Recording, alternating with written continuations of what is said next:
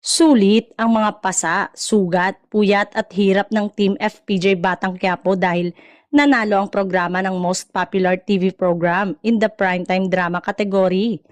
Ito'y sa katatapos lamang ng Guillermo Mendoza Memorial Scholarship Foundation Box Office Entertainment Award na ginanap sa Henry Lee Irwin Theater in Ateneo de Manila University.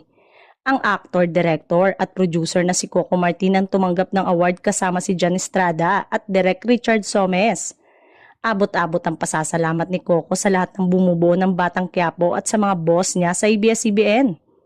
Nabanggit din niya na kinailangan ng tapusin ang karakter ni Makoy De Leon bilang si David na inabot ng mahigit 2 taon.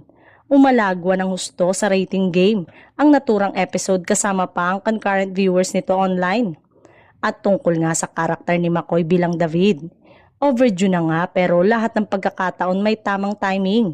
Niloloko nga namin si Makoy na may pagkapusa kasi sa totoo lang. Pilot week lang siya at humaba na ng humaba dahil sobrang galing, sobrang bait at sobrang professional yung batang yun kaya nakakatuwa na bigyan siya ng suporta.